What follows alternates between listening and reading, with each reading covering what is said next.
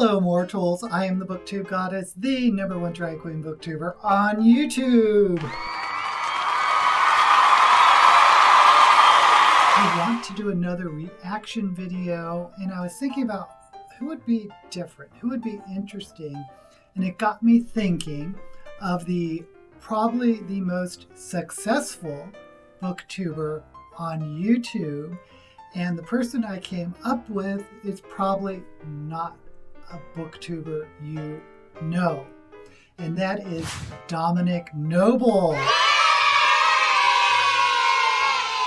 He used to go by the handle The Dom, but he apparently renamed his channel because his name was too much associated with the BDSM community. I would have kept the name because I thought it was funny, but whatever, it's his name. So who is Dominic Noble? If you don't know who he is not a traditional booktuber, but I think he's a booktuber. He does do a couple of individual book reviews, but mostly he does Lost in Adaptation, where he compares a book to a movie. And he does a really detailed breakdown of the book versus the movie. So I think it's a type of booktuber.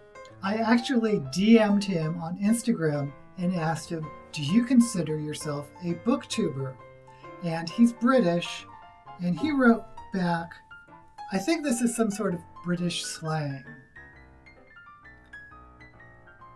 Shove it up your bumhole, you stupid twat.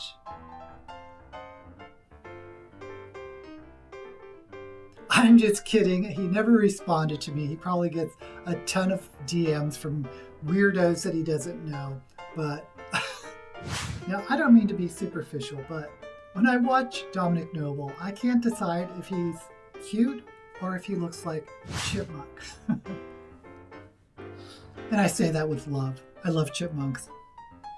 What I find fascinating about Dominic Noble is that this is his full-time job, a full-time YouTuber, which my little chicken scratch channel, I can't imagine how that would ever happen, but he is monetized on YouTube, and he has a really vibrant Patreon, over 1,400 members.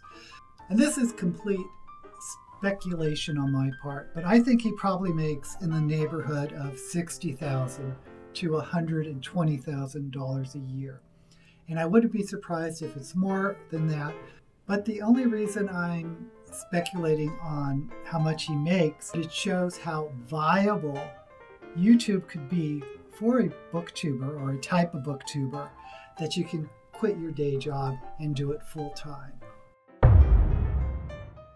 I also want to point out that he's done a video before that I found really helpful, where he gave advice to up-and-coming YouTubers, and it was the only advice video I've seen on BookTube that felt real. Mostly because he said, for a multitude of reasons, doing everything right on YouTube is not a guarantee of even partial success.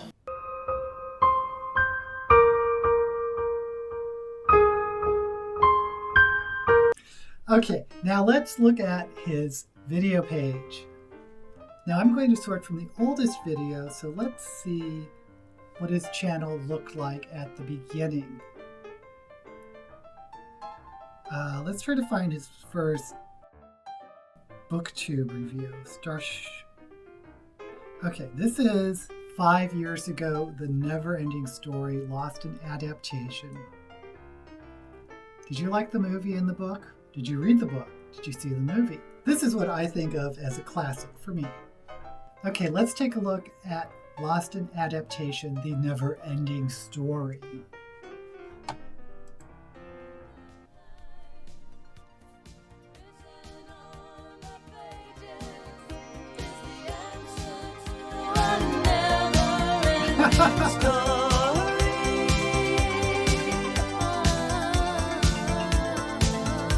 Welcome, beautiful watchers, to Lost in Adaptation, where we take a look at the various changes and choices made between pages and screen. Today's subject, a childhood favourite of many, including yours truly, The Never-Ending Story. In order to gauge how much I should assume you guys already know about this, I asked a control group of friends if they had seen the film and or read the book, and the results were...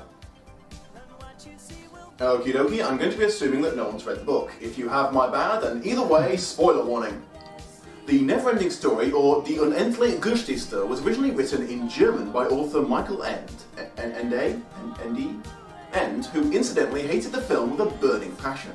I should let you know early on that Atreyu's quest and Bastian's eventual intervention only take up the first half of the book, with a very different follow-up story being covered in the remaining chapters. What's that you say? Well, that makes sense, Dom, you sexy bastard. They probably covered that in the sequels? Alas, no. Well, the second film made some token effort to include references.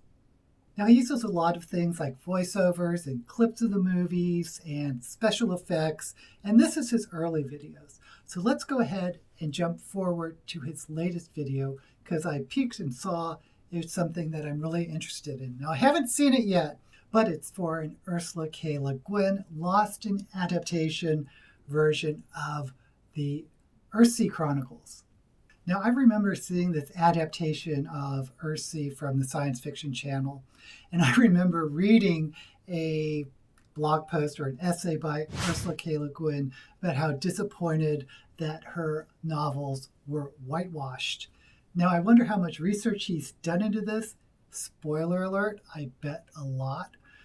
And if he's going to bring up Ursula K. Le Guin's reaction to this particular version. Now, when I first saw this version of Earthsea, Sci-Fi Channel was not known for doing very good original content.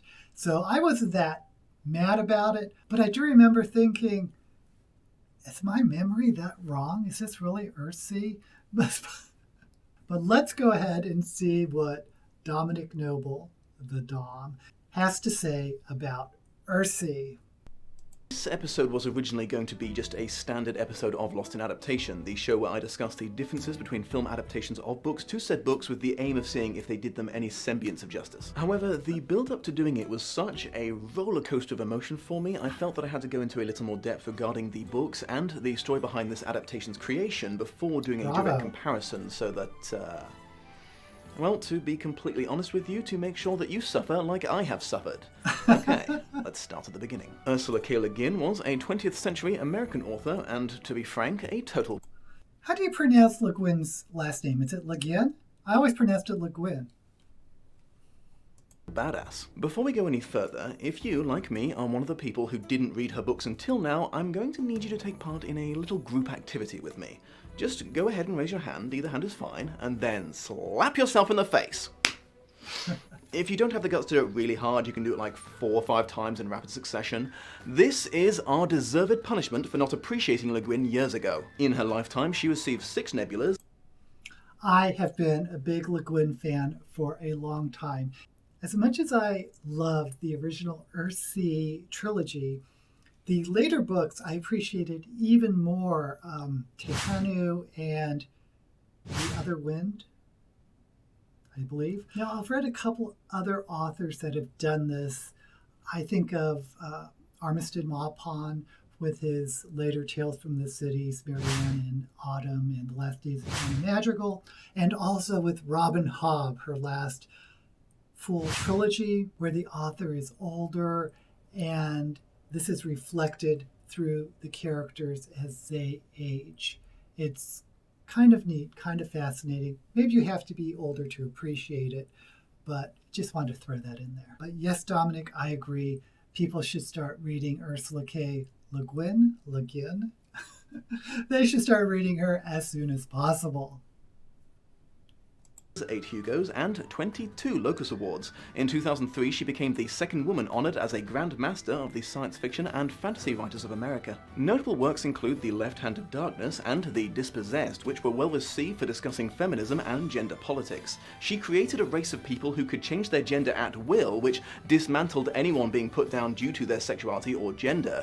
And she did this in the bloody 70s. Le Guin's contributions to science fiction are also not to be overlooked. In her 1966 novel, Rakanan's World, she came up with a fictional mathematical theory for achieving faster-than-light communication that was so revered it was copied and referenced by name by countless succeeding writers. And if that wasn't enough, she was one of the very few popular fantasy and science fiction writers of her time to consistently write people of color as her book's main protagonists. And that wasn't easy. She had to fight for it. Gradually, I got a little more clout, a little more say-so about covers, and very gradually, publishers may be beginning to lose their blind fear of putting a non-white face on the cover of a book. Hurt sales is the mantra. Yeah, so, on my books, Get with a White Face is a lie, a betrayal of the book and of the potential reader. So this is what stunning feels like. I did wonder. I swear, now that I've experienced some of her novels, I can see the massive influence she had on the fantasy genre. I'm kind of surprised and sad that Le Guin isn't as commonly mentioned with the other famous authors of the 20th century as she deserves to be. I know a lot of my lack of knowledge of her was a personal failing, hence my self-inflicted punishment, but I do feel she's not talked about enough. One of her most popular fantasy series of books was Earthsea, sometimes known as the Earthsea Cycle and the Tales of Earthsea. It all began with A Wizard of Earthsea in 1968 and was followed by The Tombs of Atuan in 1971 and The Farthest Shore in 1972. They chronicle, amongst other things, the life and adventures of an uber-talented wizard by the name of Ged as he travels a fantasy world dealing with problems on both a cosmic and deeply personal scale. Despite what the speed of their release. That said, it was undoubtedly still a massive improvement on the first attempt, which took place in 2004. Yes, the Legends of Earthsea TV miniseries on the Sci-Fi Channel. I hope you can take my word for it that I am not being overly dramatic when I say that the Legends of Earthsea is the worst adaptation of a really good book that I have ever seen. It edges out iRobot, The Hitchhiker's Guide to the Galaxy. Even Artemis Fowl comes out ahead of this mess. Let's start at the beginning again. Le Guin was promised a lot. Before we get further, full disclosure, I haven't actually seen the sci-fi version since it was premiered. And I haven't read the books in a long time either. But hopefully I remember enough to react to Dominic.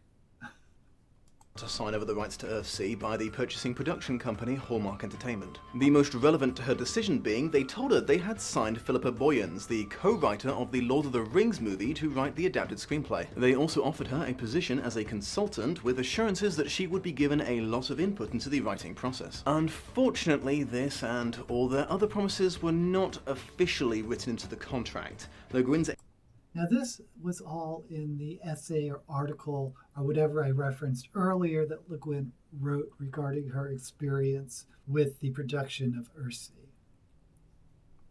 Agency couldn't get them to budge on this, but they managed to convince her that they genuinely did care about her story and wanted to do right by it. Famous last words. There was apparently a very brief stall while Hallmark got backing for the miniseries from the Sci-Fi Channel, and within those few months a new producer had taken over the project and they had lost Philippa Boyens. Le Guin was then completely cut out of the process. They sent her a few copies of the script but completely ignored any and all concerns she had about it. They had pretty much started shooting before they mailed it to her. Worst of all, Philippa Boyens was replaced with Gavin Scott, the guy who wrote Small Soldiers. That has got to be the most horrifying and crushing bait and switch in human history. Le Guin was basically forced to wait until the movie aired on television to see what they had done to her story, just like everyone else. I'll give you the full scope of just how colossally they failed on every level to understand her books in the next episode, but for now, suffice to say, it was very upsetting for her. Shortly after it came out, Le Guin absolutely slayed it in an online essay that I'll link in the video description. When I looked over the script, I realized the producers had no understanding of what the books are about and no interest in finding out. All they intended was to use the name Earthsea and some of the scenes from the books in a generic McMagic movie with a meaningless plot based on sex and violence. The most egregious sin to her was their insistence on whitewashing the cast. As I tried to make clear, she put a lot of effort into creating heroes that represent more than just people who shared her skin color, and she fought so hard to be allowed not to hide that behind misleading book covers. Seeing them revert her story back to an almost exclusively white American ensemble must have been just awful. Le Guin is certainly not the first and will not be the last author to receive this kind of treatment from a film studio, but in this case it really struck a nerve with me. The outright lies that they used to get her to sign away her stories, then the obvious lack of interest they showed in it when they had it. If it had had any redeeming features whatsoever, maybe this pill would have been less hard to swallow, but if you were wondering if it was at least good as a standalone work, even if it failed as an adaptation, no, it was obnoxious to sit through in every conceivable way. It's actually hard to decide if it fails more as an adaptation or a TV show, but I am definitely getting ahead of myself now. We will discuss this in great detail in the next episode. I thought we were actually going to get to the adaptation, but can't wait to see that next episode. As you can see with Dominic Noble, he does have a very keen editing eye. You see he jumps around, and you didn't see it in this video, but sometimes he does little skits, and he has some special effects. He obviously uses a green screen. Who would ever use a green screen? And most of his videos are highly scripted. But the unique thing about Dominic Noble is even though he highly scripts his videos, somehow his charisma really comes across. I wish I had that. Obviously I don't. But he does seem so very genuine, and it does feel like that he's really invested in the books and the movies that he does these adaptation reviews on. I think he is a fascinating booktuber of sorts. And if you like this video, please like and subscribe. Give this video a thumbs up, ring that notification bell, and until we meet again, may all the books you read be blessed.